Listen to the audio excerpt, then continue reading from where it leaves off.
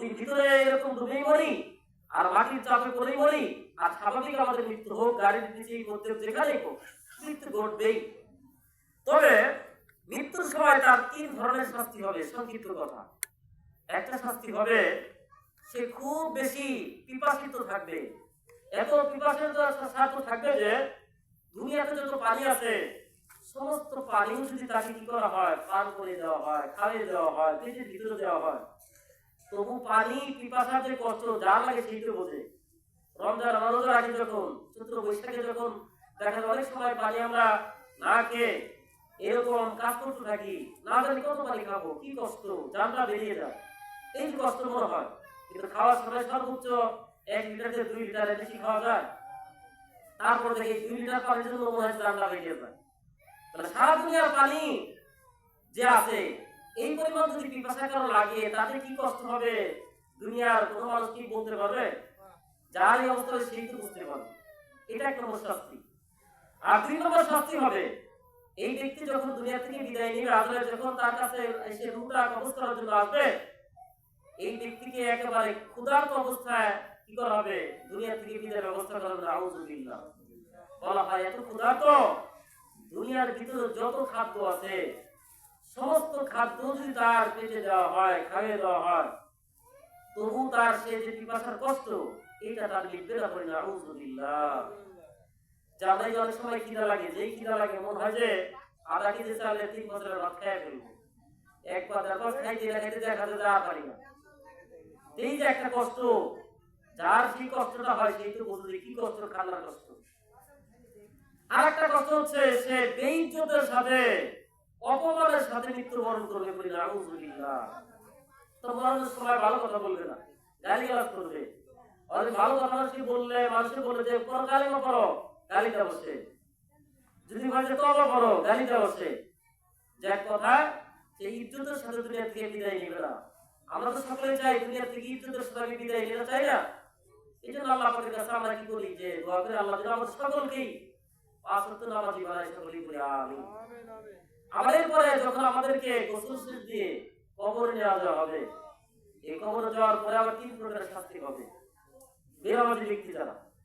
1 নম্বর শাস্তি, কবর 2 পাশের মাটি বললাম যে চেপে আসবে, চাপ দিবে, একে 3টা চাপ দিবে, হাড়টি ভেঙে ফেলবে। এরপরে ওই ব্যক্তির কবরের ভিতরে বিষাক্ত সাপ আসবে, এত বিষাক্ত সাপ যেটা কিতাবে রাখা হয়। এই সাপের যদি শ্বাস জমিনে ফেলতো, এই যে পৃথিবীতে ফেলতো, যে কোনো জায়গায়, দুনিয়ার ভিতরে অনেক গাছ আছে যেটা খরায় কিন্তু মরে না। এই খেজুর গাছ যার বড় শক্ত, তাল গাছ যার বড় শক্ত, এই যে এরকম দেখা যায় যে নারকেল গাছ, সেগুলো অনেক ছড়ানো থাকে তো অনেক শক্ত। কিয়ামতের ময়দানে না শুধু বলতেছে যেই সাপে তাকে দংশন করবে, কামড় দেবে, এই সাপটা বিষাক্ত থাকবে। যদি এই সাপের একটা সাপ দুনিয়াতে পড়ে, দুনিয়াতে যত গাছপালা আছে, তৃণলতা আছে, এই বিষাক্ত শ্বাসের কারণে সমস্ত গাছপালা মরে যাবে। করি না আউযুবিল্লাহ। কি পরিমাণ বিষ হলে পরে মরতে পারে সেটা তো আন্দাজ করা যায় না। এই সাপটা আবার কিন্তু ছোট নয়, হাদিসে সেখানে লেখা আছে একজন যুবক ব্যক্তি সকাল থেকে সন্ধ্যা পর্যন্ত যত রাস্তা হাঁটতে পারবে, আমি মনে করি আমি যদি হাঁটি 50 মাইল হাঁটা আমার কাছে ব্যাপার না।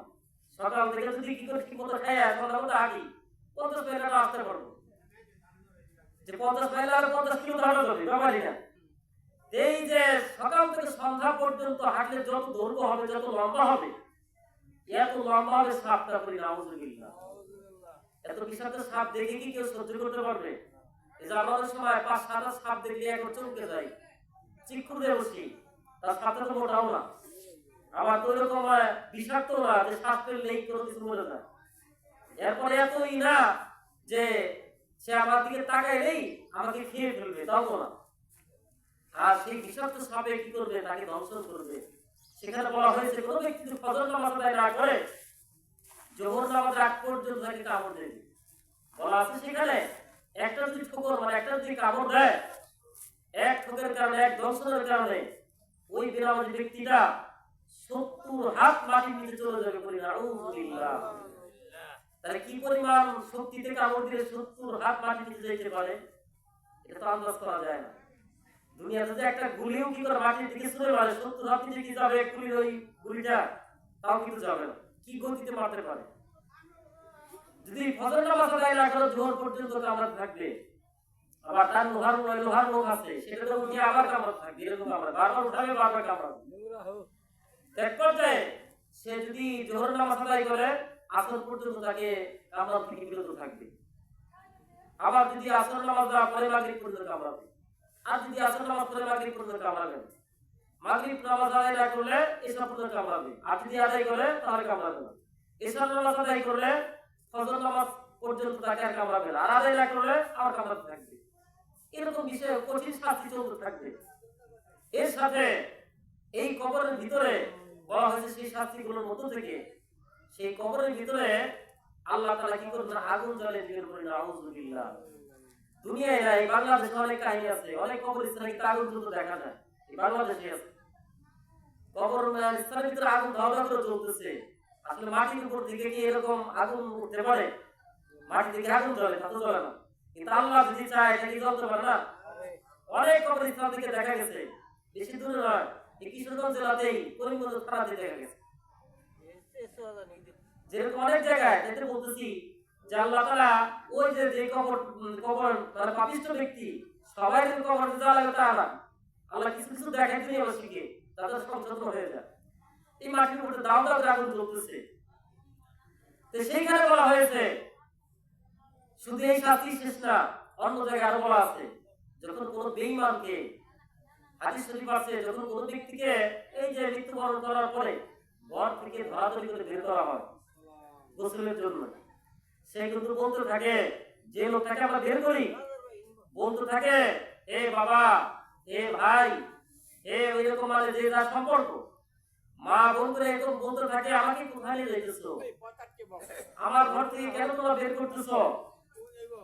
এক পর্যায়ে শেষ পর কথা হচ্ছে, যখন লোকটাকে গোসল দেওয়া হয়, যদি একটু শক্তি করে জ্বলা দেওয়া হয়, তখন সে কিন্তু যদি পাপিষ্ঠ হয় ব্যথা পায়, আর বলতে থাকে আজ আমার সাথে যে আচরণ করেছে, যে ব্যবহার করেছে, সারাটা শরীর খুব ব্যথা, যখন আমার শরীরে পানি দাও একেবারে আস্তে আস্তে কি করো পানি দিয়ে কোনোরকম করে বলে দাও, শরীর খুব ব্যথা, হাজার হাজার বা হাজার হাজার বছর চলে যাবে তবু কিন্তু ব্যথাটা মিশবে না, এত শক্ত ব্যথা।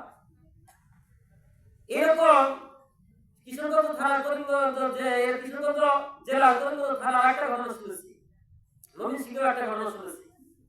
এক ব্যক্তি কি করেছে, পাপিষ্ঠ ছিল, মৃত্যুবরণ করেছে। মৃত্যুবরণ করার পরে মানুষের 2-4 ঘন্টা পরে এটা শক্ত হয়ে যায়, নরমাল থাকে না, মানে এগুলো একটা শক্ত হয়ে যায়। উনি বলতেছেন, আমরা যখন ওইখানে গেলাম, যাওয়ার পরে এক ব্যক্তি কান্না করে গলা জড়িয়ে ধরছে, ভাই যে কি হয়েছে, বলতেছে ভাই আসলে যে আজরাইল বেঈমানদের সাথে খারাপ ব্যবহার করে তার প্রকাশ্য প্রমাণ আমরা আজকে পেয়েছি। কেমনে পাইলা? বলতেছে আজকে আমাদের গ্রামের এক ব্যক্তি মারা গেছে, যেমন কোনো পাপ নাই, যেই পাপ সে করে নাই, এত পাপিষ্ঠ লোক ছিল। মারা যাওয়ার পরে মানুষ তো শক্ত হয়ে যায়, তা আমরা তার গোসল যখন দিতে গেলাম, মারা যাওয়ার পর 8-10 ঘন্টা পরে যে বলতেছে গোসল দিতে যাওয়ার পরে দেখা যায় তাকে ধরি যখন একেবারে নরম করে, এটা আমাদের যে হাত মানে জীবিত থাকা গেল তো দেখা যায় হাই এখানে শক্ত, হাত শক্ত নয়, এই কেনার উপর থেকে শক্ত, জায়গায় জায়গায় এরকম গিরগির শক্ত, বলতেছে যেখানে ধরি মনে হয় যে তোমার মতো।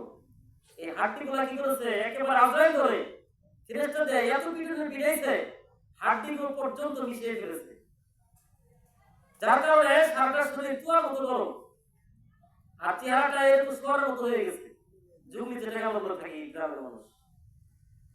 আর মানুষটা ছিল এরকম চামড়া সুন্দর, এখন একেবারেই হয়েছে কালো। সবকিছু মিলিয়ে বলতেছে, ভাই পাপিষ্ঠ লোকের সাথে যে আজরাইল খারাপ আচরণ করে সেটা আমাদের প্রকাশ্য প্রমাণ হয়ে গেছে, কারণ আমরা যারা গোসল দিয়েছি সে একেবারেই পাপিষ্ঠ ছিল, যার আমরা দেহটা ধরার সাথে সাথে বুঝতে পারছি তার শরীরে মনে হয় আর হাড়ি নাই, মানে চামড়াতে মনে হয় যে এরকম তুলা দিয়ে কি করে আটক করা হয়েছে, এত গরম করে ফেলছে। এই যে যখন কোনো পাপিষ্ঠ ব্যক্তিকে কবর রাখা হয় কবরের দুই পাশের মাটি খেলে চাপ দেয়, এটাই শেষ না। হাদিস শরীফে আছে, ওই ব্যক্তিকে যেই আমরা কাপড় দিয়ে দাফন দিই, সাদা কাপড় দিই, এই কাপড় তার গায়ে আর রাখা হয় না।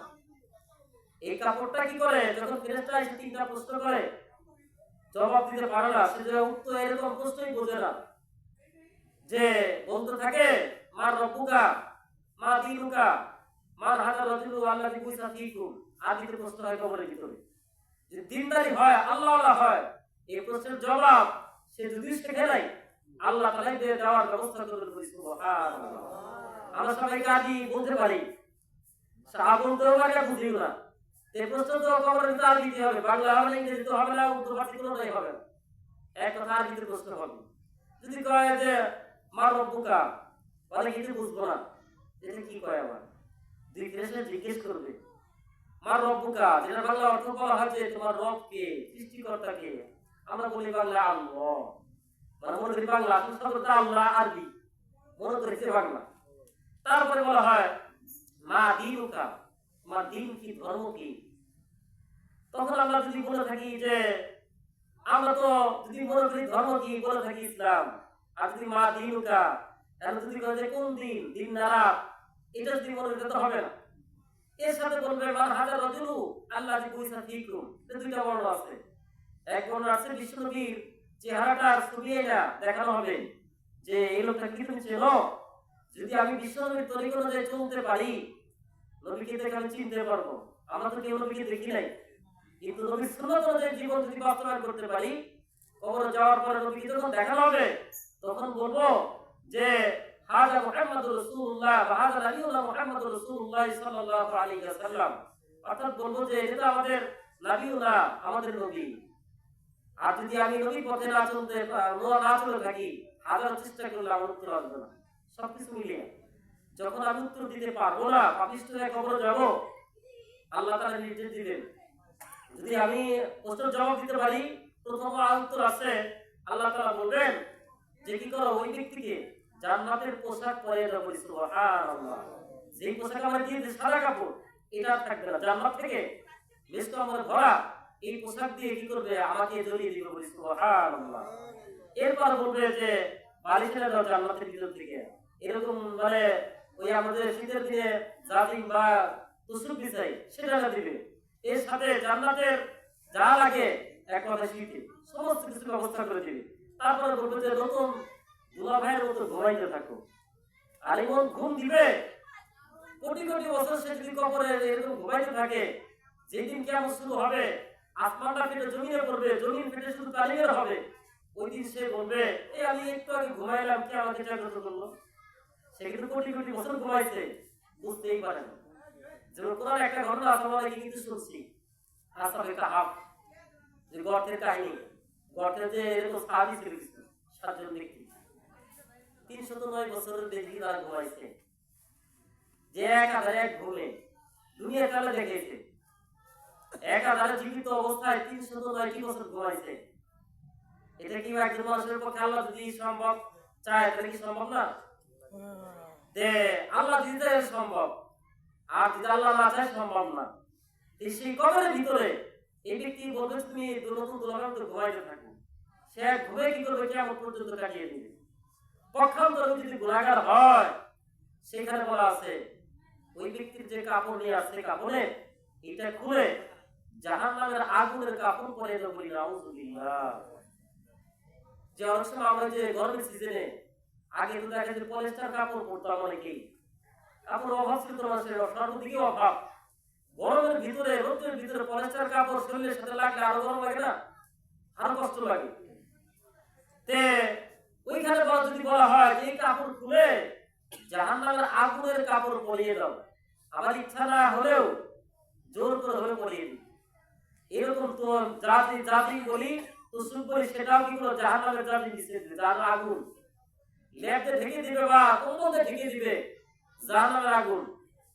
আমার বাড়ি দিবে এরকম জাহান্নামের আগুন দিয়ে, আমি তো শুনতে চাইবো না, আমাকে জোর করে শোয়াবে, আমার তো এখানে ক্ষমতা খাটানো সম্ভব না। সবকিছু মিলিয়ে আমি যদি নামাজে হইতে পারি, এই যে কবরের শাস্তি, আল্লাহ তাআলা এই শাস্তি থেকে মুক্তি দান করবেন। সুবহানাল্লাহ। এই শাস্তি শেষটা হবে আমাদের জন্য, বলতেছে কবর থেকে ওঠার পরে আরো শাস্তি আছে। আল্লাহ তাআলা প্রথমে হিসাবে কঠোরতা নেবেন। এই কাজ কেন করছো, এই কাজ কেন করো না, যারা হিসাব। আল্লাহ যদি বলে এই বান্দা সারাটা রাত ঘুমাইছিলা, ঘুমানোর আগে আমার হুকুম ছিল ইসলাম নামাজ, সেটা কি পড়ছিলা? আমি যদি বলি নাই, এইটাকে কেন্দ্র করে আল্লাহ যদি কয় এই ফেরেশতাকে ধইরা নাক শেষে কি জাহান্নামে ফেলে দাও, আমার কি কিছু করার আছে? কিচ্ছু করার নাই। এক কথায় আল্লাহ তাআলা যারা হিসাব নেবেন। দুই নম্বর, আল্লাহ তাআলা কি করবেন? সেই কিয়ামতের ময়দানে আমার প্রতি অসন্তুষ্ট থাকবেন, খুশি থাকবেন না, বেজার থাকবেন। আমি তার কাজ করলে সেটা থাকবে, তার কাজ আমি যদি না করে থাকি বেজার থাকাটাই স্বাভাবিক, উনি বেজার থাকবেন। এর সাথে যে আল্লাহ তাআলা কি করবেন, ওইখানে জাহান্নামের আগুনে ফেলার জন্য ফেরেশতাদেরকে বলবেন, ও ফেরেশতারা, তার চুলের এরকম বড় বড় চুল হবে, চুলটা ধরে, যেমন আমরা যে এখন বর্তমান সময়ে পোল্ট্রি মুরগি যেখানে বিক্রি হয়, পোল্ট্রি মুরগি বিক্রেতা কিন্তু একাই জবাই করে, ওই যে ঘাটটাকে বাঁকা করে ধরে পাঁচ সাথে একাই যথেষ্ট, দুইজন লাগে না। যে কিয়ামতের ময়দানে মানুষের পা দুটোকে উল্টা দিকে ঘুরিয়ে এই চুলটা ধরে মানুষ কি করে উল্টিয়ে দিয়ে জাহান্নামের ভিতরে ফেরেশতারা নিক্ষেপ করে বলে আউযুবিল্লাহ। এর সাথে আরেকটা শাস্তি আছে। এই ব্যক্তি বেনামাজি থাকার কারণে কপালের ভিতরে 3টা লাইন লেখা থাকবে সংক্ষিপ্ত আকারে। এক নম্বর থাকবে এখানে বলা হয়েছে যে কাফির, অর্থাৎ আল্লাহ পাকের হুকুম অস্বীকারী, আল্লাহ পাক অস্বীকারী ব্যক্তি। আরেক লাইন বাংলায় করা হয়েছে ওখানে কাফিরের ব্যাখ্যা অনুযায়ী যে হে আল্লাহর হক নষ্টকারী, নামাজ আদায় করা আল্লাহ তো হক। আর 3 নম্বর বলা হয়েছে দুনিয়াতে তুমি যেমন আল্লাহ পাকের এইরকম কি করছিলে যে হুকুম থেকে নিজেকে বিরত রেখেছিলে, আজ তুমি অনুরূপ ভাবে আল্লাহ পাকের রহমত থেকে বঞ্চিত করি না। আউযুবিল্লাহ। যেন কবর আমাদের সকলে যাইতে হবে, বিশ্বাস করি না করি। আজকে আমাদের কিন্তু আমল নাই তো, ওয়াজ কত শুনি, কিন্তু দেখেন ওয়াজ তো আমরা প্রতিদিন কত জায়গায় শুনতেছি, শিক্ষার ব্যাপার দেখে আমরা একদিন কিছুই দেখি না। যদি মনে করি বছর 10টা মাস শুনলাম, 10টা মাস জিজ্ঞাসা করা হয়, আমার মনে অনেকেই বলতে পারবো না, সবাই ভালো থাকে কিন্তু অনেকেই বলতে পারবো না। কিন্তু আমরা জানি বর্তমান মানুষ ঘটনা বললে বেশি শুনতে চায়, কাহিনী আমলের কথা বললে মানুষ একটু ভালো লাগে না।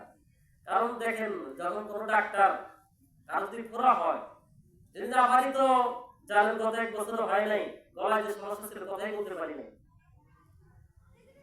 যে প্রথম পর্যায়ে আমি দেখেছি আমার বাবা যখন 2015 সালে অসুস্থ, ঢাকা মেডিকেলে রাখা 19 দিন, এই নাকের ভিতরে যে ডাক্তাররা পাইপ ঢোকায় সমস্যার কারণে পেটে, দেখেই তো আমার মানে এত খারাপ লাগে, আমার মনে হয় যে আমার অসুস্থতার কারণে আমি মরে যাবো, তবু নাকের ভিতরে পাইপ ঢোকাইতে দিব না। আমার মনে হয় যে এত কষ্ট মনে হয় আমার কাছে। এই যে আমি যে অসুস্থ ছিলাম, অনেকদিন তো ঢাকায় গেলাম, কত জায়গায় গেলাম, এক পর্যায়ে একটা পরীক্ষা দিল, এই নাকের ভিতরে দিয়ে ক্যামেরা ঢুকিয়ে গলার ভিতরে গলায় কি হয়েছে সেটা দেখা লাগবে। আমার তো ইচ্ছা হয় না যে আমার যেমনি আছে সেমনি থেকে এমনি করে যাবো, আমার পাইপ ঢোকা লাগবে। আমি আগে বললাম যে আমার তো গলায় নাকটা ঢুকাইতে আমার ভয় লাগে, একটু থামাইবেন না, চোখ বন্ধ করে হয়ে যাবে। কিছু মেডিসিন দেয়, তারপর আস্তে আস্তে ঢুকিলে লাগে, দেখা যায় যে নাকের ভিতরে ছোট একটা ক্যামেরা থাকে, মাথায় লাইটের পায়া তারের একটু শক্ত করে আস্তে আস্তে করে দেয়, ঢোক চাপলেই ভিতরে ঢুকতে থাকে। এই যে ঢুকায় যে একটা ভয়, এখন যে আমি যদি মনে করি আল্লাহ আমার এই সমস্যা দিছে, আমি আর চিকিৎসা হবো না, আমার এখানটা পাইপ ঢুকাইতে দিব না, যেটা যদি আমি না দেই তাহলে আমার কি হয়েছে সমস্যাটা তো দেখা যাবে না, আর চিকিৎসা তো ওরকম সঠিক দেওয়া যাবে না। এইটাকে যদি কেউ ভয় করে নাকের ভিতর দেওয়া পাইপ বা এরকম ক্যামেরা ঢুকাইতে না দেয়, এটা কি তার বোকামি হবে না? আর সে কি করে যে যারা অভিজ্ঞ তারা তো জানে যে এখান থেকে ক্যামেরা ঢুকিয়ে দিয়ে তার ভিতরে কি অবস্থা এটা দেখতে হবে, তারপর চিকিৎসা দেওয়া লাগবে। এটা যদি কি করি যে আমি সহ আমার গার্জেনরা যদি বলে যে ঠিক আছে একটু কষ্ট হোক তবু আপনারা দেখেন, তাহলে এটা কি ভালো কাজ হবে না? অনুরূপ ভাবে আমাদের ভিতরে যে দোষগুলো আছে, আমরা যেভাবে আমলের ভিতরে দোষী, এই কথাগুলো বললে আমাদের দিলে একটু কষ্ট লাগবে। কিন্তু দেখেন যদি আমরা আমল করি, একটু কষ্ট একটু খারাপ লাগার কারণে যখন আমল উঠবো, এই কষ্টের কারণে কিয়ামতের ময়দানে আল্লাহ তাআলা আমাকে আপনাকে মাফ করে দিবে। বলি সুবহানাল্লাহ। এই যে আজকে আমরা দেখেন আল্লাহ তাআলা বানাইছেন ইবাদত করার জন্য, সর্বদাই ইবাদত করতে হবে। যেমন আমরা যা করি অনেকে বলে আমরা জানি না, বিসমিল্লাহ বলা যে কি ফজিলত সেটা অনেকেই বুঝি না। কিন্তু কাহিনীর মধ্যে একটু যদি যাই, একটু সংক্ষিপ্ত দিচ্ছি। কাহিনী আমরা শুনছি মুহাসালামের জামানার এক ব্যক্তি, যাকে অনেকে এগুলো থেকে উৎপলবান বা ইনাকের বেটা যে লম্বা কথা, যেটা মুহাসালামে একটা কিস্তি তৈরি করেছিলেন, আমরা শুনছি না, একটা নৌকা বানাইছিলেন। এই দুনিয়াতে যত নবী রাসূল আছেন তাদের প্রত্যেকের নামে একটা করে তক্তা, আর বিশ্ব নবীর 4 জন সাহাবা, প্রধান সাহাবা যে আবু বকর, ওমর, ওসমান, আলী, এই 4 জনের নামে একটা করে তক্তা দেওয়া হয়েছিল যেই জাহাজের ভিতরে। এত বিশাল তক্তা, যেই তক্তার ব্যাপারে সেখানে আছে ঘটনার ভিতরে যখন সমস্ত নবী রাসূল এর নাম দিয়ে একটা করে তক্তা দেওয়া হয়েছে, নূহ আলাইহিস সালাম চিন্তা করে দেখতেছেন, ভালো করে তাকিয়ে দেখতেছেন, মনে হয় যে আচ্ছা একটা জায়গায় একটা তক্তা দিলে জিনিসটা পরিপূর্ণ হবে। চিন্তা করতেছেন দুনিয়াতে যত নবী রাসূল আছেন সকলের নামই দেওয়া হয়েছে, বাকি তো কেউ নাই, তার জন্য একটা তক্তা লাগে, তাহলে এই একটা তক্তা কার নাম দেওয়া যায়? আর কিভাবে এই তক্তা আমি পাবো? গাছ তো আমার কাছে নাই, বিশাল বিশাল গাছ লাগে, আমাদের যে ছোট ছোট গাছের কাছ থেকে এরকম গাছ তো না।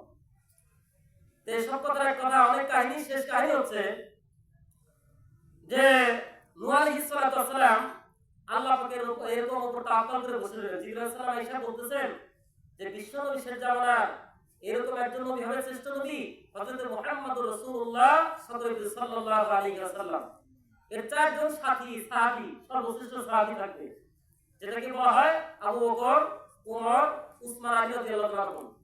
এই 4 জনের নাম দিয়ে 4টা তক্তা তৈরি করে আপনি কিস্তিটা পরিপূর্ণ করুন। তখন বলতেছে আমি গাছ পাবো কোথায়? রাসূলুল্লাহ বলতেন গাছ কোথায় পাবো? জিবরাইল সাহেব বলতেছে নীল নদের ওই পাশেই একটা বিশাল গাছ আছে, ওই গাছটা এনে আপনি কি করেন, 4টা তক্তা বানিয়ে 4 জনের নাম দিয়ে এই কিস্তিতে লাগিয়ে দিন। তখন নূহ আলাইহিস সালাম তার সন্তানদেরকে বললেন যে বাবা এরকম তো এক জায়গায় একটা বিশাল গাছ আছে, তোমরা যাইয়া গাছটা নিয়ে আসো, ওই গাছটা 4টা তক্তা করে 4 জনের এরকম বিশ্ব নবীর সাহাবীর নাম দিয়া এই কিস্তির মধ্যে লাগিয়ে দিলেই পরিপূর্ণ হয়ে যাবে। সন্তানরা বলতেছে আব্বা আমরা তো যে গাছটার কথা শুনতেছি আর যেই পরিমাণ তক্তা আপনি এখানে ব্যবহার করছেন, এত বড় গাছ তো আমরা কেউ উঠে আনতে পারবো না, বা এরকম কেটে আনতে পারবো না, আমরা সব পারবো। আমাদের কাছে তো উত্তম এক ব্যক্তি আছে, আমরা জানিনি, যার গায়ে আমাদের তো অনেক বেশি শক্তি আল্লাহ দিচ্ছে, শারীরিক গঠন অনেক বড় দিচ্ছে, ওই ব্যক্তির দ্বারা সম্ভব হবে। আব্বাও জানতেন। তখন বলে ঠিক আছে তাহলে ওকে ডাকো। উসকে ডাকা হলো। ডাকার পরে উনি বলতেছে হুজুর কেন ডাকছেন? বলতেছে তোমাকে একটা কাজ করে দেওয়া লাগবে। কি কাজ? বলতেছে নীল নদের ওই পারে একটা বিশাল গাছ আছে, এই গাছটা তোমাকে এনে দিতে হবে। বলতেছে এনে দিতে পারি, তবে একটি শর্ত। কি শর্ত?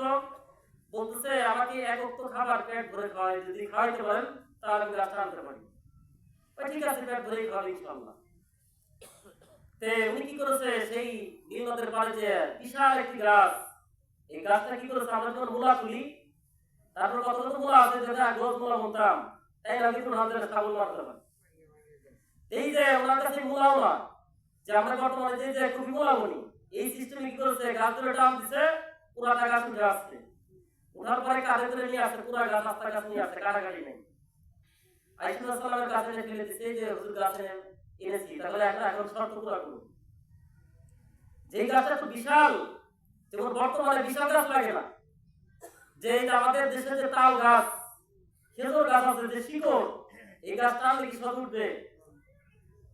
ভগবানের গাছ আছে, এই গাছগুলা যতই টানাটানি করুক, দেখা যায় মানুষের পক্ষে ওই টাইমে আস্তা গাছ উঠানো সম্ভব না, যতই এরকম মেশিন ব্যবহার করুক। উস্তামের ব্যক্তিকে এত শক্তিশালী আল্লাহ তাআলা এত শক্তি দিয়েছিল, শারীরিক গঠন এত বড় দিয়েছিল, সে কি করেছে, ওই নীল নদের পাড়ে যায় এই গাছটাকে যখন টান দিয়েছে, পুরোটা গাছ উঠে এসেছে, কাঁধের মধ্যে নিয়ে তার কাছে হাজির হওয়ার পর বলতেছে তাহলে এখানে ওয়াদা পুরা করুন। ঠিক আছে তুমি বসো। বসছে, বসার পরে মাত্র 3 খানা রুটি তার সামনে পেশ করেছে। সে 3 খানা রুটি দেখে একটু হটকারি করতেছে, হুজুর আমার সাথে আপনি একটু এরকম হটকারি করতেছেন, আমি তো সাধারণত রাস্তায় গেলে এরকম 12,000 রুটি দিয়া যে যে রুটি দিছে এরকম 12,000 রুটি রাখি শুধু নাস্তা করতেই পেট ভরেও না, আর আপনার 3টা রুটি বলতেছেন যে এটা আপনি পেট ভরে খাবেন, এটা কি সম্ভব? পরে বলতেছে তোমার তো শর্ত তো পেট ভরা, রুটি কয়টা দিয়ে বলো এটা তো শর্ত না। হ্যাঁ, তাহলে তুমি কি করো? খাওয়ার শুরুতে শুধু বিসমিল্লাহির রহমানির রহিম বলে শুরু করো। সে কি করলো? বিসমিল্লাহির রহমানির রহিম বলে ওই রুটি খাওয়া শুরু করে দিল। সেই বইয়ের মধ্যে লেখা আছে 1.5টা রুটি মাত্র খাইছে, খাবার পরে বসে আছে। নবী সাল্লাল্লাহু বলতেছে কি ভাবনা করতেছো? তোমার তো বলছি যে যতগুলো লাগে ততগুলোই তোমাকে দেওয়া হবে, তুমি খাইতে থাকো। তখন বলতেছে হে আল্লাহর নবী, এরকম বেদবি মাফ করবেন, আমি যে 1.5টা রুটি খেয়েছি অতীতে যে 12,000 রুটি খেয়ে নাস্তা করেছি, সেই পরিমাণ পেট না বসতে এই 1.5টা রুটিতে আমার পরিপূর্ণ পেট কি হচ্ছে এরকম পুরা হয়ে গেছে। আপনি যদি আমাকে আর এক লোকমা খাওয়ার জন্য অনুরোধ করেন তবু আমার পক্ষে সম্ভব না। বলি সুবহানাল্লাহ। এটা দ্বারা বোঝা যায় যে বিসমিল্লাহ এত বরকত, আল্লাহ পাকের নামে এত বরকত। এই যে আমরা যে সমস্ত কাজ কাম করি আমাদের ভিতরে আল্লাহ পাকের নাম কিন্তু নাই। আল্লাহ তাআলা সর্বদাই ইবাদতের জন্য বানাইছেন। আমাদের বিয়ে শাদী করি, ছেলে মেয়ে বিবাহ সাথে আবদ্ধ করি, এরকম খাবার খাই, প্রস্রাব পায়খানা করি, হাসি কাশি যাই কিছু দেই, প্রত্যেকটা জিনিসই কিন্তু ইবাদত আছে যদি আমি জেনে করি। দুনিয়ার ভিতরে প্রত্যেকটা মাখলুকই খানা খায়, কেউ খাবার ছাড়া কি বাঁচে? এক একজনে এক এক খাবার খেয়েই বাঁচে। তবে আমি যখন বিশ্বনবীর তরিকার ভিতরে উঠবো দেখবেন সর্বদিক থেকে শান্তি আর শান্তি। এই যে বর্তমান সময় আমার জানা মতে অনেক ছেলে মেয়ে জিন ভূতে আসক্ত হয়ে যায়, জিন ভূতে ধরে। এটার কিছু কারণ আছে, বিশ্বনবীর জামানাতেও আছে, এরকম হাদিস শরীফ আছে, তিরমিজির হাদিস শরীফ আছে। আমরা তো আসলে পায়খানা প্রস্রাব যাওয়ার সময় অনেকে কি বলতে হয় সেটাও জানি না, কিভাবে বসতে হয় সেটাও জানি না, কিভাবে বের হতে হয় সেটাও জানি না। না জানার কারণেই ওইখান থেকে ওই কাহিনীগুলো ঘটে। সব কিছু মিলিয়ে আমরা যে কাপড় পরিধান করি, যে শার্ট গেঞ্জি যে যেটাই পরিধান করি, মা বোনেরা যেরকম ব্লাউজ পাশাপাশি কামিজ যে যেটাই ব্যবহার করি, পড়ার সময় পড়তে হয় বিসমিল্লাহ। অধিকাংশ মানুষ আমরা একটু বলি না, আমরা খালি কিন্তু পড়ার সময় পড়ি তো দেখা যেতেছে তারপরে বাম হাতের টাকে ঢুকাই। অধিকাংশ মানুষ খেয়াল করে আমি দেখছি 100 মানুষ জামা কাপড় পরি মোটামুটি 80 জন দেখে খেয়াল করে বাম হাতাকে ঢুকাই। আর কিছু আছে যে ডানা মানে তার খেয়াল নাই ঢুকাই দিতে চাই। আসলে নিয়ম হচ্ছে মুসলমানদের যদি এই জামা কাপড় আমি কত বানাইতে চাই পড়ার সময় ডান হাতাকে ঢুকানো আর পড়ার সময় বিসমিল্লাহ বলা। খোলার সময় আবার দেখা যায় যে ডান হাতটাকে খুলি। আমি তো খেয়াল করি অনেক অনেক জায়গায় যেটা আমার শয়তানের ড্রাইভারি করে ভিতর থেকে খোলার সময় মানে যেটা পড়ার সময় ডাইরেক্টটা খোলার সময় অনেকটা তার উল্টা করা। অর্থাৎ পড়ার সময় বিসমিল্লাহ পড়বো, ডাইরেক্টটাকে পড়বো ডান হাতা, আর খোলার সময় বিসমিল্লাহ পড়বো, বাম হাতাটাকে খুলবো। আমরা উত্তর সময় যখন হাতা ঘুষাই ওই কি করবো যে বাম হাতাটাকে ঘুষাবো, পাশাপাশি বিসমিল্লাহ পড়বো।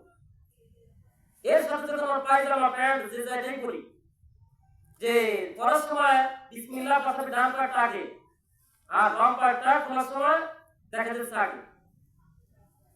এর সাথে আমরা জুতা পরিধান করি, যাওয়ার সময় জুতা অধিকাংশ আমরা বাম পাটাকে ঢুকাই। দেখে খালি খেয়াল করে যে কোনো জায়গায় মসজিদে যে কোনো জায়গায় আবার মসজিদ থেকে বেরোর সময় দেখে যে ঢোকার সময় বাম পাকে ঢুকাই। ওই যে আমি মেয়েরা থেকে শুরু করে খেয়াল করার সময় অধিকাংশ মানুষ ঢোকার সময় বাম পা ঢোকায় আর বেরোর সময় দেখা যায় ডান পাকে হয়েছে উল্টোটা। আসলে ঢোকার সময় দেখা যায় ডান পা ঢোকা লাগে আর বেরোর সময় বাম পাটা ঢোকা লাগে, এরকম বের করা লাগে। জুতা পরিধান করতেও আগে ডান পাটা ঢুকাইতে হয় আর খোলার সময় বাম পাটা খুলতে হয়। এটা কিন্তু আমরা তো জানি না। এর সাথে দেখা যায় আমরা কি করি যখন এরকম কোনো ভালো কাজ করি, ভালো কাজের মধ্যে একটি ভালো কাজ এটা হাসি দেওয়া। হাসি যে আমরা দেই আলহামদুলিল্লাহ পড়ি, এই আলহামদুলিল্লাহ অনেকে পরিবারকে পড়ি না, আর হেঁচু আলহামদুলিল্লাহ হেঁচু বলার কথা না, প্রথমে আলহামদুলিল্লাহ। তবে এখানে আবার খেয়াল করবি যদি আমার আশেপাশে এমন লোক থাকে আমরা যখন সালাম দিয়ে উত্তর দেয় ওয়ালাইকুম আসসালাম ওয়া রাহমাতুল্লাহি ওয়া বারাকাতুহু উত্তর দেয় না, সালাম দিয়ে কেউ আসসালামু আলাইকুম উত্তর দিয়ে ওয়ালাইকুম আসসালাম ওয়া রাহমাতুল্লাহি ওয়া বারাকাতুহু। এটা দেওয়া যেমন জরুরি, হাসি দিয়ে কেউ যদি আলহামদুলিল্লাহ পড়ে ওর প্রতি উত্তরে কেউ যদি শোনে তাদের রাহমুকাল্লাহ বলাটা কিন্তু জরুরি। রাহমুকাল্লাহ এই কথাটা বলা জরুরি। এই জন্য আমি যখন হাসি দেই তখন আলহামদুলিল্লাহ বললে একটু খেয়াল করে বলা, যে আস্তেই বলবো নাকি জোরে বলবো। জোরে বললে যারা শুনবে তারা যেন এরকম জানওয়ালা থাকে যে হাসির জবাব তারা বলতে পারবে। আর যদি যারা ধারণা হয় তারা তো আর জানে না, এই জন্য এই জিনিসটা চাপে না দিয়ে শুধু আমি আস্তে বলবো যে আলহামদুলিল্লাহ। তবে হ্যাঁ, আবার নামাজে হাসির ঠিক আলহামদুলিল্লাহ বলবো, নামাজ শেষ। আমরা নামাজে কেউ আলহামদুলিল্লাহ বলবো না। যদি আলহামদুলিল্লাহ নেকির কাজ, কিন্তু সময় দিচ্ছেন নেকির কাজ করতে যাও আবার আর একটা জিনিস ছুটে যায়, নষ্ট হয়ে যায়। এর সাথে এই দেখেন আমরা অনেক সময় গোলাপি বেশি হাই পারি, হাই আমরা হাই বলি গ্রামের মানুষ। এটা আসলে আমরা অনেকে তো অনেক ভাষা বলি, এরকম কেউ বলি, এক একজন এক একটা। এই বিশ্বনবী তো লিখে আছে হাই আসলে কি করতে হয় আর হাই দেওয়ার পর কি করতে হয়। হাই আসলে বাম হাতের এই পাশ দিয়ে উপরি ভাগ দিয়ে মুখটাকে বন্ধ করে দিতে হয়। আর হাই দেওয়ার শেষে করতে হয় লা হাওলা ওয়ালা কুওয়াতা ইল্লা বিল্লাহ। এটা যদি আমি পড়ি শয়তান আমাকে কি করতে পারে, যে এরকম ধোঁকা দিতে পারবে না, পাশাপাশি সুন্নতের আমল হয়ে যাবে। সব কিন্তু সাধারণ বিষয়। কিন্তু দেখেন অধিকাংশ মানুষ আমরা হাই দিয়ে কিন্তু তাহলে করি। এখন লিখতে হয় হাইটা আসে শয়তানের পক্ষ থেকে আর হাজিরা আসে আল্লাহ পাকের পক্ষ থেকে। যেমন আমরা এক কথাই জানি, অনেক কাহিনী। আমাদের আদি পিতা আদম আলাইহিস সালাম যখন আল্লাহ তাআলা রূহ ফুঁকে দেন, সর্বপ্রথম উনি যে শব্দটা করেছিলেন হাজি দিয়ে, সেটা কিন্তু ছিল আলহামদুলিল্লাহ। যখন তার ভিতরে যে একটা মূর্তি বানানোর পর যখন ধুঁয়া হলো, সর্বপ্রথম তার মুখ থেকে যেই কথাটা এসেছিল সেটাই ছিল আলহামদুলিল্লাহ। আজকে আমরা দেখেন আলহামদুলিল্লাহ ভুলে গেছি। আলহামদুলিল্লাহ অনেক সময় ওই যে দেখা যায় জিজ্ঞেস করে কেমন আছেন, আল্লাহ রাখছে, আবার কেউ আল্লাহ রাখছে ভালোই, কথাটা তো ভালোই, কিন্তু নিয়ম যেটা না বলা লাগে আলহামদুলিল্লাহ। তারপরে ভালো মন্দ আপনার কাছে সেটা পরে বলবেন। এটা বললে আপনার নেকি হবে, আমল নামে নেকি জমা হবে। কিন্তু আমরা অনেক সময় যদি দেখা যায় কোনো অসুস্থ থাকি, কষ্টে থাকি, তখন বলে থাকি আসি না বলে আসি, আল্লাহ ফের অকৃতজ্ঞতা। এটা আসলে অনেক সময় আমি যতই বা অসুস্থ বোধ করি না কেন, এটা আমি যে বললাম যে অসুস্থ ছিলাম কথা বলতে পারি নাই, আমার থেকেও বেশি এরকম দেখে মানে কষ্টের কথা বলছে ওই হাসপাতালে ছিল। আমি দেখছি এক মহিলা, আমি যেরকম কথা বলতে পারছি সে তাও পারে না। আর এক বছর তুমি 2 বার অপারেশন হয়েছে গলার ভিতরেই, তো আল্লাহ তাআলা তাকে মাফ করে নাই। তে এত কষ্ট তার কথা বলতে, তে এক কথায় গলার ভিতরে টিভি দিয়ে কথা বললে যে এরকম কষ্ট হয়, মানে গলার ঘাম মনে ছুটে যায়, এরকম কষ্টে সে কি করে কথা বলে। আর ডাক্তার ওই যে ডাক্তার আপনি ডাক্তার বলে দিচ্ছে যে উনি যতদিন আছে আমি তার ফ্রি চিকিৎসা করবো। এর আগে সে বলল 2 বার তার বড় বড় ডাক্তার নিয়ে অপারেশন করছি, কিন্তু আল্লাহ তাকে মাফ করে নাই। আর আমাকে দেখে বলছে যে আল্লাহ আপনাকে মাফ করছে, তবে বিশেষ তার সাথে এক কথাই বলছে যে যে অবস্থায় ছিল ভালো হওয়ার কথা ছিল না, আল্লাহ দয়া করে ভালো করছে। কিন্তু আমি যে অসুস্থ হয়ে গেলে বড় বেজার হই, আল্লাহ আর কিছু চোখে দেয় না, আমাদের দিচ্ছে যে আল্লাহ যে অবস্থায় রাখুক, যত কষ্টে রাখুক, সন্তানদের কষ্ট দিক, সম্পদের কষ্ট যেভাবে কষ্ট দিক, এটা আল্লাহ পাকের পরীক্ষা, খুশি থাকবো। আমি যদি আল্লাহ পাকের শুকর আদায় করি, দেখুন আল্লাহ আপনাকে কি করবে, আমাকে আপনাকে আর ভবিষ্যতে ভালো জিন্দেগি দান করবে। আর যদি কি করি যে না শুকরি করি, ভবিষ্যৎ জিন্দেগি খারাপ যাবে, দুনিয়াতেও খারাপ, পরকালে জীবনের শাস্তি। এটা সবকিছু মিলিয়ে আমরা যাই কিছু করি, ওই যে একটা কথাই বলছি, কোরআনুল কারীমের ভিতরে আল্লাহ তাআলা বলেছেন আমরা যদি কি করি আল্লাহকে পাইতে চাই, তাহলে বিশ্বনবীর তরিকার উপর আমল করতে হবে। এই যে আমরা খাবার খাই, খাবারের ভিতরে অনেক নিয়ম আছে। টুটা ভাড়া কথা বলতে এখন যে হুজুর আসা এক পর্যন্ত টুটা ভাড়া কথা বলবো, যে সে কথা হচ্ছে আমরা খাবার খাই, খাবার খাওয়া লাভ, প্রস্তাব পায়খানা করাও লাভ। কিরকম লাভ? যেমন যখন আমরা খাবার খাই, খাবার খাওয়ার আগে আমাদের 2টা হাত খুব জীবন ধুয়ে নেওয়া, এটা সুন্নাত। 2 হাত আমরা তো শীতের দিন আসলে আঙুলের মাথা ধুয়ে মানে শুরু করি, এটা আসলে ক্ষতি, এটা আমার কোনো ক্ষতি। আর এই খাবার আগে যখন আমি হাত 2টা ধুবো, ধোয়ার সাথে একটু কুলি করবো, এর সাথে পারলে মুখটা ভিজানো হতে একটু পানি ব্যবহার করবো, একটু পানি খাবো, তাতে দেখা যাবে আমার খাবার হজম শক্তি ভালো থাকবে। এর পাশে খাইতে মানে আমার গলায় থাকার সম্ভাবনা থাকবে না, এর সাথে সুন্নতে আমল হবে। আর খাইতে বসে আমরা বর্তমানে টেবিল চেয়ারে বেশি বসি, অনেকেই মানে অনুষ্ঠান করবে। আসলে যাদের শারীরিক সমস্যা আছে সমতল ভূমিতে বসাটাই হচ্ছে সুন্নত, কিন্তু শারীরিক সমস্যা যারা আছে সে যেমনি পারে তেমনি বসা, তবে আগে সমতল ভূমি জায়গাতে বসা উচিত। টেবিলে বসতে গেলে বলে যে টেবিলে বসা জায়গা আছে, তবে টেবিলের উপরে বসা লাগে, এরকম পাও নিচে রেখে হাত উপরে রেখে বসা, এটা যায় না। যখন আমরা সমতল জমিতে বসবো একটা দস্তরখানা দেওয়া লাগে। দস্তরখানা তো অনেকে চিনি না, অতিরিক্ত একটা কাগজ নেই, কাপড় নেই, যেটাই নেই, পবিত্র হতে হবে। ওটা যদি খানা পড়লে আমি উঠিয়ে খাইতে পারি। এটা যদি আমি কি করি, খাই, যেই খানাটা পড়ে যায় এই খানা দেখতে এমনি পড়ে না, এই খানা আমরা উঠাইতে চাই, উঠার পড়ার কথা না, কিন্তু পড়ে গেল, এটা শয়তানে ফেলে দেয়। এটা বরকতের খানা, এই খাদ্যের ভিতরে ইনশাআল্লাহ বরকত রাখছে। শয়তান আর সহ্য করতে পারে না যে বরকত খানা মামলায় খাইবো, এটা তার সহ্য হয় না, সে কি করে একটু খালে ফেলে দেয়, খাদ্যটা পড়ে যায়। আর ওই খানাটা যখন আমি আপনি ওই দুই হাত দিলাম আগে, এই বাম হাতটা উঠিয়ে তালতে নিয়ে এরকম আমরা খাইতে থাকি, তখন শয়তান আফসোস করতে থাকে, হ্যাঁ সে কি করলো, আমি নষ্ট করে দিতে চাইলাম, সে আবার কি করলো, এই খাবারটা খাইয়া আবার তার বরকতটা নিয়ে নিই।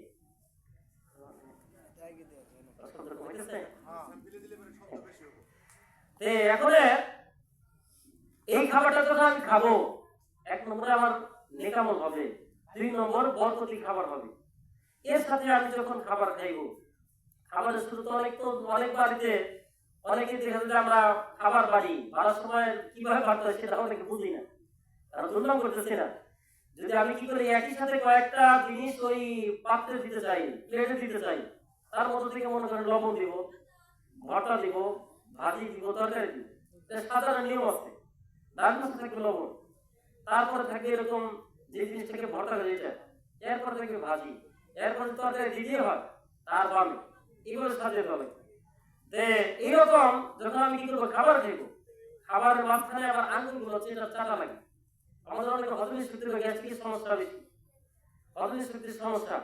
আপনি বেশি বেশি খাবার সময় এই আঙ্গুলটাকে চাটুন দিবেন, তারপর এটা দিবেন, এরপর এটা দিবেন, এরপর এটা দিবেন, সাথে এটা দিবেন। এই নিয়ম যখন চাইটা খাইবেন আর মনে মনে ইচ্ছা করবেন সুবহানাল্লাহি আলহামদুলিল্লাহি ওয়া লা ইলাহা ইল্লাল্লাহু আল্লাহু আকবার, এটা ধ্যান দিবেন, দেখবেন তো হজম শক্তি বাড়বে। আর মনে মনে ধ্যান রেখে জিকিরের শব্দগুলো নিয়েছেন, এটা আপনি কি পেয়ে যাবেন। এর সাথে যখন আমি খাবার খাই, এই খাবারের ভিতরে আমরা অনেক সময় দৌড়ে থাকি, যেই খাবার পাকাক, যে কোনো অনুষ্ঠানে পাকাক, বাড়িতেই পাকাক, কে কি চায় যে খাবারটা খারাপ হয়ে যায়, সকলেই চাই একটু ভালো করে পাকাই। তোমার সময় অনেক জিনিস একটু খারাপ হয়ে যায়, হয়তো লবণ একটু বেশি হয়েছে বা কম হয়েছে, ঝাল একটু বেশি হয়েছে বা কম হয়েছে, বা অন্য কোনো দোষ হয়েছে, তখন আমরা অনেকে সরাসরি বলে থাকি এরকম হয়েছে ওইরকম হয়েছে, ভালো লাগে না, এটা আমাদের দোষ ধরা লাগে না। কারণ যে রান্না করছে কষ্ট করে, সে তখন একটু কষ্ট পায়। এক পর্যায়ে অনেক সময় দেখা যায় ওই তারা আর পরবর্তীতে রান্না করে ডাক দিলে আসতে চায় না, ভুল হয়ে যায়, মানুষের ভুল হয়ে যায়, এই ভুলগুলো ধরা লাগে না।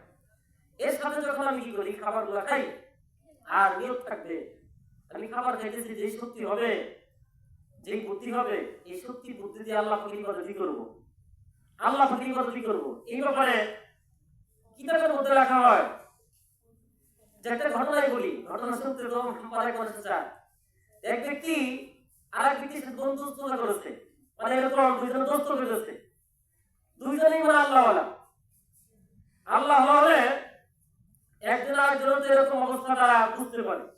যেমন ভালো মানুষ ভালো মানুষের বন্ধু হওয়ার জন্য চেষ্টা করে, আর খারাপ মানুষ খারাপ মানুষের বন্ধু হওয়ার জন্য এরকম চেষ্টা করে। দেখে আল্লাহ উনি কি করছে, এক সময় তার বাড়িতে পিঠা এবং কিছু গোষ্ঠের আয়োজন করছে। আর এক বন্ধুর বাড়ি ছিল, যেটা গাজর রহমতুল্লাহ তার কিরানন্দ লেগেছে, যে নদীর ওই পারে, যেমন মনে করেন আমাদের এইরকম ধনেশ্বর নদী আগে ছিল ফেরি পারাবার, এখন তো ব্রিজ হয়ে গেছে, বাচ্চা সুন্দর এইখান থেকে যে বর্ষা মাসে যে পানিটা হয় এইখান থেকে পারাবারের ব্যবস্থা, কিন্তু নদীটা আরো বড় ছিল। যে ওই ব্যক্তি কি করেছে, বাড়িতে যখন কিছু পিঠা এবং গোষ্ঠের ব্যবস্থা করেছে, তখন ভাবলো আমার বন্ধু তো গরিব মানুষ, সে তো অনেকদিন যাবত পিঠা গোষ্ঠের আয়োজন করতে পারে না, আর একজন আর একজন যদি কোনো ভালো কিছু পাকায় না দিয়ে খায়, তখন রাত্রি গভীর হয়ে গেছে, পিঠা এবং গোষ্ঠ তৈরি করতে, মানে মোটামুটি এশার নামাজের পরে অনেকক্ষণ সময় চলে গেছে। তখন ওই আল্লাহ বলতেছে যে তার স্ত্রীকে, ও একটু পর্দার ব্যবস্থা আছে, একটু পর্দার ব্যবস্থা আছে, বলতেছে তুমি এই মুহূর্তে যা আমার বন্ধুর স্ত্রীর কাছে এই খাবারগুলো পৌঁছে দিয়ে আসো। বলতেছে যে এত রাত্রিতে এখন নদীতে গুদারা থাকে, দিনের বেলায় এখন তো গুদারা নাই, কেমনে এই নদী পার হবো? উনি বলতেছে যে নদীর কাছে বলবা এই নদীর পানি ওই ব্যক্তির ওসিলায় পানি শক্ত হয়ে যাও যে ব্যক্তি জীবনে তার স্ত্রীর সাথে মেলামেশা করে নাই। কথাটা মিথ্যা হলো না? মানে তার বউ কি জানা না যে আমার সাথে মেলামেশা করছে, তার সন্তান একাধিক আছে। এই কথা বলে কি করে নদীর পাড়ে তুমি দাঁড়িয়ে থাকবা, তারপরে ট্রাই করে পানি শক্ত না হলো। এই কথা বলতে বলার পরে পানিতে পাড়া দিতে একেবারে মাটির মতো শক্ত হাইটা কি করে ওই পারে গেছে। ওই পারে যাওয়ার পরে পর্দার আওয়াজ থেকে সেই বন্ধুর স্ত্রীর কাছে কি করেছে রুটিগুলো পৌঁছে দিচ্ছে। আর পৌঁছে দেওয়ার পরে সে গোপনে আবার মানে বাড়ির মাথায় আগে তো মানে বিল্ডিং এর ব্যবস্থা টিনের ব্যবস্থা ছিল না, ওই রকম খেয়াল করে দেখতেছে রুটিগুলো এখনই খায় না কি করে, যে তাদের দুজন রুটি খাইতেছে, খাওয়ার পরে ওই ব্যক্তিদের দূরে দেওয়া করে দিচ্ছে আর খালি কাহিনী দেখতেছে। এখন কাহিনী তারপর দেখতেছে এক পর্যায়ে রুটিগুলো খাওয়া শেষ, তখন হঠাৎ করে আবার সেই বন্ধুর স্ত্রী যারা রুটি দিচ্ছে তারা ডাক দিচ্ছে, আবার একটু এদিকে আসবেন। কি হয়েছে? ওরা বলতেছে এত রাত্রে নৌকা তো এখন নাই নদীতে, কেমনি আমি নদী পার হয়ে যাই, আর পরীক্ষা করবে। এখন বলতেছে আমি তাহলে তার মা বাবা আপনার কাছে জিজ্ঞাসা করি যে এখন তাহলে কি করা যায়, এখন যে আপনি থাকবেন নাকি চলে যাবেন, দেখি ব্যবস্থা করা যায় কিনা। এখনো ও নিয়ে বলতেছে ওই যাকে রুটি আছে তার স্বামীর কাছে বলতেছে যে এরকম তো আমাকে আমাদের জন্য রুটি নিয়ে আসছিল, রাত্রি বেশি হয়ে গেছে, এখন তো গুদার আসে পাই নাই, আসলে সে তো গুদার কাছে যাই নাই। ওই যে মানে ফুচকা দেখছে, দেখার পরে বলতেছে যে ঠিক আছে তাহলে যা বলো, মানে ওই মহিলাটাকে বলে দিয়েছে তার স্ত্রীতে যে তোমার সেই বান্ধবীকে বলো নদীর পানি যে বলতে বলো যে হে নদীর পানি ওই ব্যক্তি ওসিলায় কিন্তু নদীর পানি শক্ত হয়ে যাও যে ব্যক্তি জিন্দিগিতে সারা জিন্দিগিতে এক লোকমা খানা খায় নাই। তখন এই ব্যক্তি ওই মহিলাটা মনে করতেছে আমি নিজে দেখলাম কেউ খাইলো, আমি নিজে দেখে খাইলো, আর বলতেছে সারা জিন্দিগিতে খাই নাই। মিথ্যা কথা ইয়েও করলো, আমার দাম মিথ্যা কথা দিচ্ছি, আবার মিথ্যা কথা করলে তো আমার দাম একটা কার্যকরী হয়েছে। এই ব্যক্তি তো মিথ্যা কথা গুলো দেখিতে আমার নদীর পাড়ে কার্যকরী হয় কিনা। তখন কি করছে নদীর পাড়ে যায় আমার এরকম বলতেছে হে নদীর পানি ওই ব্যক্তির ওসিলায় শক্ত হয়ে যাও যে ব্যক্তি সারা জিন্দিগিতে এক লোক বা এক ললাও খাবার খায় নাই। এই কথা যে আবার পানির মধ্যে কি সেরকম চাপ দিছে, আপনি তো শক্ত, এখন শক্ত যখন এরকম হেঁটে হেঁটে কি করছে নিজের বাড়িতে আসছে, আসার পরে এখন নিজের যা আমাকে বলতে স্বামীকে বলতেছে যে তোমাদের দুই বন্ধুর কি কথা আমি কিছুই বুঝতে পারলাম না, তুমি আজকে আমার সাথে মিথ্যা কথা বললা, তোমার বন্ধু মিথ্যা কথা বললো, কিন্তু তবু নদীর বাড়ি জানি তোমাদের দুইজনের কথা শুনলো, কি মিথ্যা কথা বললাম? বললাম যে তুমি নাকি আমার সাথে সারাদিন গিয়ে মেলামেশা করো নাই, তাহলে যে তুই যাদের সন্তান হিসেবে কি আমার অন্য সন্তান তা তো না। আর তোমার বন্ধু নাকি সারাদিন গিয়ে খাবার খায় নাই, আমি নিজে খাবার নিয়ে গেলাম, আমি নিজ চোখে লুকিয়ে দিলাম খাবার খাইতেছে, আসে বললো যে এক লোক খানা খাই নাই, তাহলে সেও মিথ্যা কথা বলছে, তুমি মিথ্যা কথা বললা, এটা আমি কিছুই রহস্য বুঝতে পারলাম না। ওরা বলতেছে শোনো ওরা কালী নেই, আল্লাহ কি বলছে সেই বিষয়টা লিখতে হবে। কি বলছে? আল্লাহ বলছে যে খাবার কথা বলছে, অর্থাৎ কুলু ওয়াশরাবু ওয়ালা তুসরিফু, যেটাকে আল্লাহ তাআলা বলছেন যে তোমরা খাও এবং পান করে কিন্তু অপচয় করিও না। এক কথায় খাও, আল্লাহ খাইতে বলছে এই জন্য আমি খাই, আমি এই জন্য খাই না যে আমার শক্তি হলে দুনিয়াতে কাজ আমি বেশি করে করবো, আমি এই জন্য খাই না যে আমার শক্তি বেশি হলে অন্যকে ধরা সেই করবো, আমি এই জন্য খাই না যে অন্যের উপর দেখান যে আমার বড় শক্তি আছে, আমি খাবার খাই আল্লাহ খাইবার কাছে নিয়তে খাই, যে আমি আপনি যে খাবার খাই যদি আল্লাহ ইবাদতের নিয়তে খাই তাহলে ইবাদত হবে। আর যদি কি করি যে মনে করি যে না খাইলে কি বাথরুম, না খেলে তো দুর্বল হয়ে যাবো না, না খেলে তো অসুখ হয়ে যাবো না, এই ভাবনা যদি করি খাবার ঠিক হবে, শক্তি ঠিক হবে, কিন্তু ইবাদত হবে না। এই জন্য যদি নিয়তকে ঠিক করে কি করতে পারি, কাজ করতে পারি, আমার সব দেখা যাবে কাজে লাগে। এইটা আর বলতেছে যে তোমার বন্ধু খায় না খায় মিথ্যা কথা গেল, এটা তোমার এটা বলবো যে আল্লাহ খাবার জন্য খায়। আর বলতেছে যে তুমি যে আমার সাথে এরকম মানে ব্যবহার করার পরে বলতেছে ব্যবহার করি নাই, এটা কেমন কথা বললাম? আল্লাহ কোরআন শরীফে বলছে যে তোমরা কি করো, তোমাদের স্ত্রীর কাছে যাও এবং তোমাদের সেই চাহিদা পূরণ করো, আল্লাহর আদেশ। আমি আল্লাহর আদেশ পালন করার জন্য যাই। আমি তোমার কাছে সন্তান নেওয়ার জন্য যাই না, বা নিজের জীবনের চাহিদা মেটানোর জন্য যাই না, আল্লাহর আদেশ পালন করার জন্য যাই। এই জন্য কি হয়েছে, নদীর পানি আমাদের কথা শুনেছে। যে সবকিছু মিলিয়ে আমরা যদি আমাদের নিয়ত ঠিক রেখে এই যে খাবার খাই, খাবার খাওয়া হবে, শক্তি হবে, নেক আমল হবে। আর যদি কি করি, এরকম দুনিয়ার কাজটা করার জন্য খালি খাই, তাহলে যে কাজটা আমি ঠিক করতে পারবো, কিন্তু নেকি কিন্তু একটাও আমার নয় জমা হবে না। এই জন্য আরেকটা বিষয় হচ্ছে, এখন গুনতে একটা বিষয় আছে, বিষয়টা আমরা অনেকেই শুনেছি। এই বিষয়টা আমরা আসলে নিয়ত সম্পর্কেই বলতেছি। আমরা যা করি নিয়ত আসলে ঠিক নাই। নিয়ত আগে যদি কাজ করি, অল্প কাজ করলে অনেক কিছু পাওয়া যাবে। নিয়ত আগে ঠিক করা লাগবে। সেই কিতাবের মধ্যে লেখা হয়েছে এখন গ্রন্থে, যে এক ব্যক্তি আবেদ ছিল, আলেম না, কিন্তু আবেদ মানে কিছু আমল শিখে সে খুব আমল করে। যেমন নামাজ শিখে, আমাদের কিছু মাসলা শিখে খুব নামাজ আদায় করে, বা কোরআন কোন রকম শিখে খুব আমল করে। এমন করতে করতে এক পর্যায়ে উনি অনেক সময় কি করে, একটা আলাদা ঘর করে নিচ্ছে। ঘর করে ওইখানে খেলে ইবাদতি করে। একদিন গ্রামের কিছু যুবক বলতেছে, সংক্ষিপ্ত বলতেছি, হুজুর আপনি তো এখানে ইবাদত করতেছেন, আপনার এলাকার কিছু মানুষ, আপনার মহল্লার কিছু মানুষ, আপনার গোষ্ঠীর কিছু মানুষ ওই চকের ভিতরে একটা গাছ লাগিয়ে এই গাছের পূজা করতেছে। তাই নাকি? হ্যাঁ। তাতে একা ইবাদত করলে কি কাজ হবে? আসলে তো ঠিকই, আলোচনা কাছে শুনি, আমি ইবাদত করি, তাহলে তো গাছটা আসলে যে কোনো উপায়ে কাটা দরকার। মানুষ গাছটা লাগিয়ে পূজা করতেছে, শিরকি করতেছে, পরকালে তো তার জাহান্নামী হবে। সে চিন্তা করে কি করলো, ঘরে থেকে কুড়াল নিয়ে ওই গাছটা কাটার জন্য বের হয়ে গেল।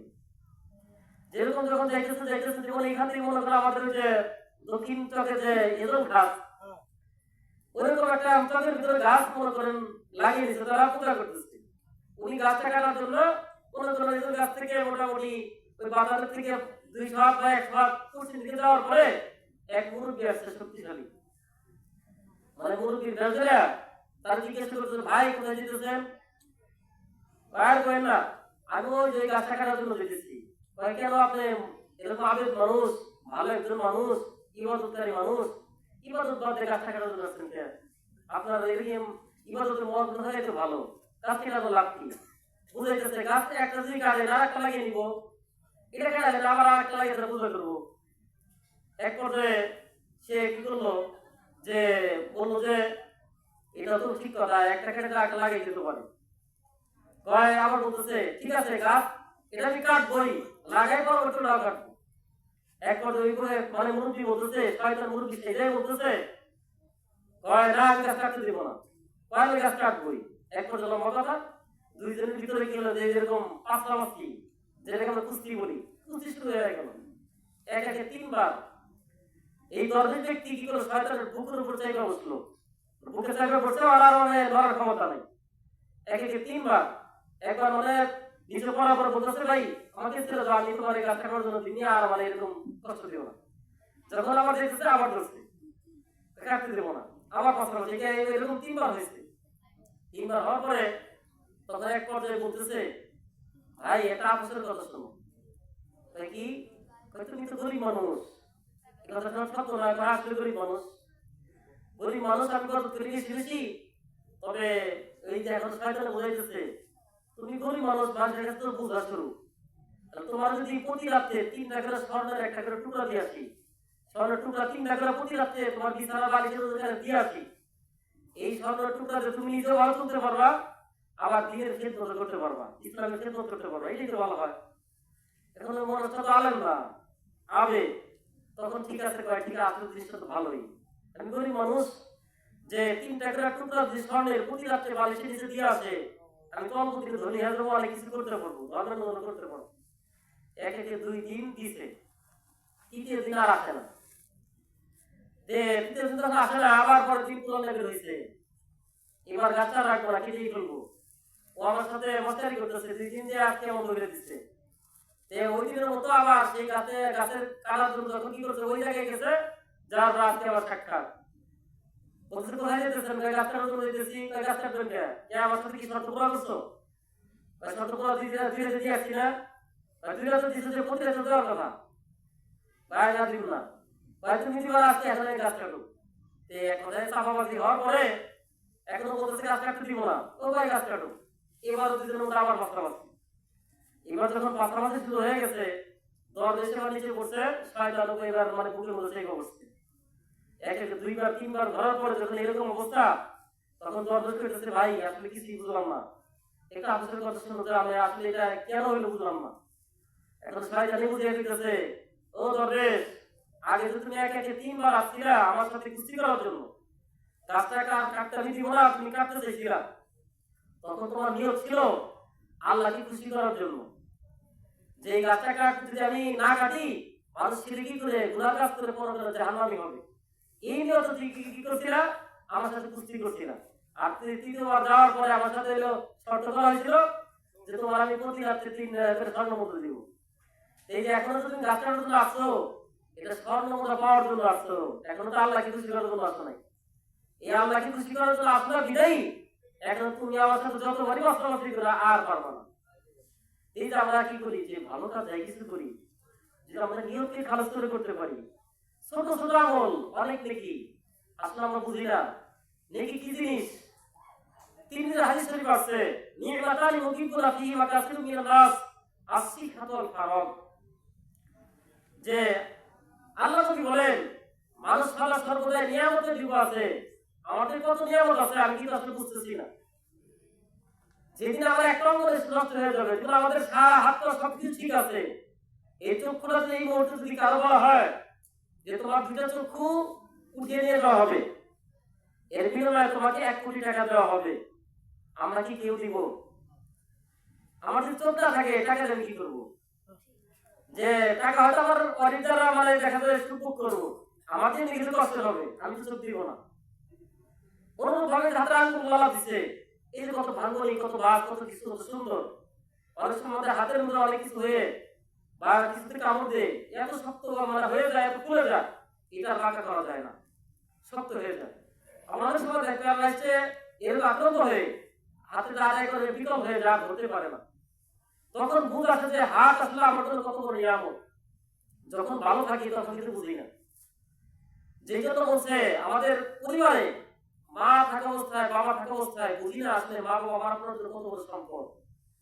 যেদিন চিরতরে বেঁধে নিয়ে এই ঘর থেকে মাকে বাবাকে বের করে দিয়ে কবরে রেখে আসবো, তখন সময় ভাবি আমরা এরকম অনেক জায়গায় বিপদে পড়লে, তখন মনে করতাম যে মা যদি একটু দোয়া করতে আসতে আমি এই বিপদে পড়তাম না। অনেকে সেই মা দোয়া করার মতো দরজাটা বন্ধ হয়ে গেছে, মা তার দুনিয়ায় নাই। যে মা দুনিয়া থাকা অবস্থায় বুঝি না, যখন কবর চলে যায় তখন বুঝাচ্ছে, তখন তো বুঝার আর কোনো লাভ হয় না।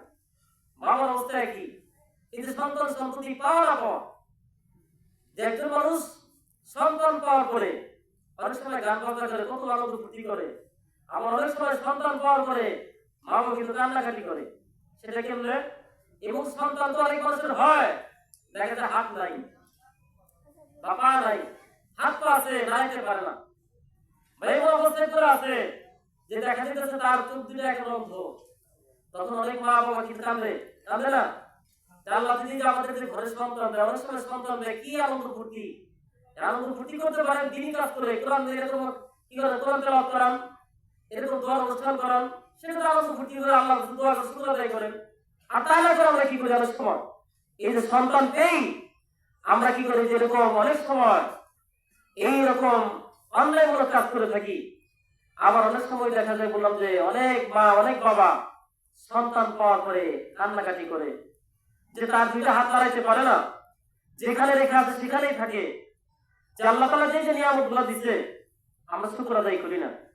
আল্লাহ তাআলা বিশেষ করে এই যে দেখেন যে মানুষের ধ্যান দিচ্ছে, এখন বুদ্ধি কম থাকার বেশি থাক, তবু শুকর আদায় করা দরকার।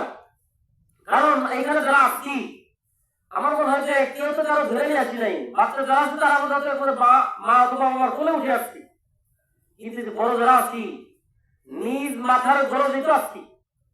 আল্লাহ রাব্বুল আলামিন যদি চাইতেন,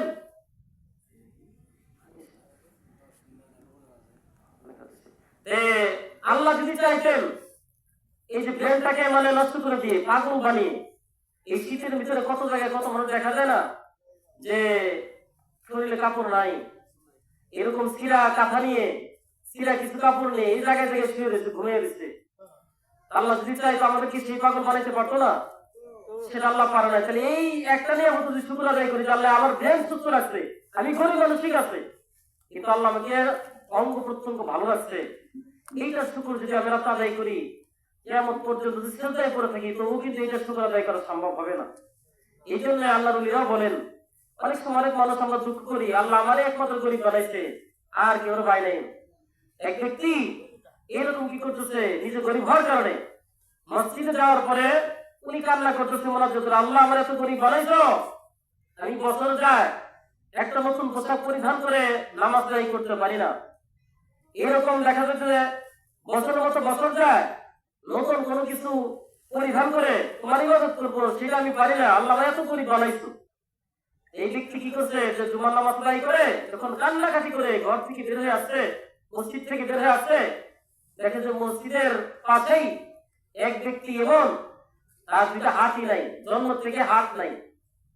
তখন ওই ব্যক্তির নিয়ামত শুকর আদায় করে, আল্লাহ তুমি তো আমাকে কি করেছো, ধন সম্পদ দাও নাই ঠিকই, কিন্তু আমাকে তো আল্লাহ তাআলা কি করেছো, দয়া করে হাত দিছো, আমি তো সুখ আসলে আমি বুঝি নাই।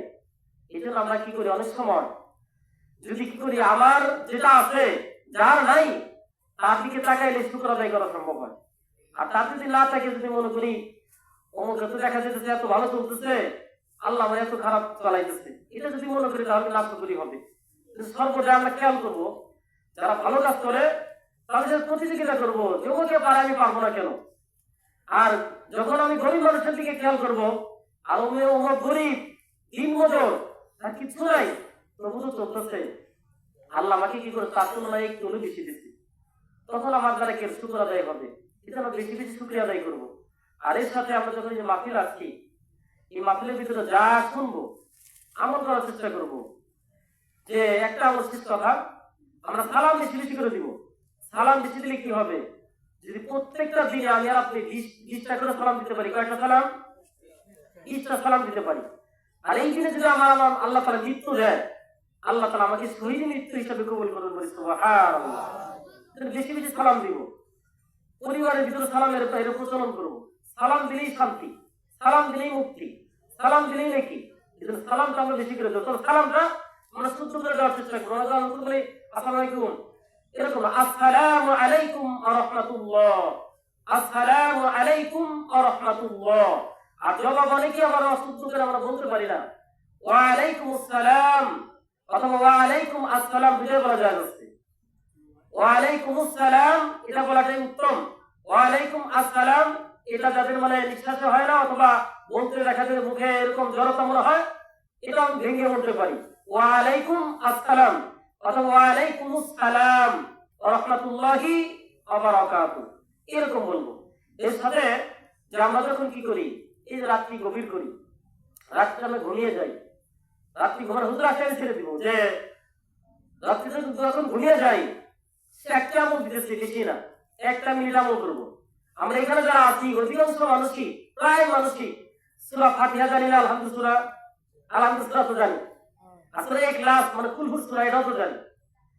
এই দুইটা সূরা যদি আপনি কি করেন, রাত্রে পড়ে ঘুমান, একবার করে যদি ঘুমান, একবার করে, তাহলে সারা রাত্রি আল্লাহ তাআলা দরবারে আপনাকে জাকিরিনদের মধ্যে আল্লাহ তাআলা গণ্য করবেন, বলি সুবহানাল্লাহ। আর যদি কি করেন, বিসমিল্লাহির রহমানির রহিম সহ সূরা ইখলাস কুল সূরা 3 বার পড়েন, 30 পারা কোরআন তেলাওয়াত করলে যে পরিমাণ নেকি হয়, আল্লাহ তাআলা সেই নেকি দান করবেন, বলি সুবহানাল্লাহ। আর শেষ কথা, এই সূরাতুল ইখলাস আমরা আপনি যদি বিসমিল্লাহির রহমানির রহিম সহ 10 বার পড়তে পারি, কয়বার? 10 বার পড়লে লাভ এর আগে বলেছি, অনেকের মনে থাকলে থাকতে পারে, আগে নাও থাকতে পারে। দুনিয়াতে একটা ঘর দিতে গিয়ে, ছোট্ট একটা ঘর দিতে গিয়ে লক্ষ লক্ষ টাকা খরচ হয়, যে এখন 30-32 টাকা ঘর দিতে গিয়ে দেখেন কত টাকা খরচ।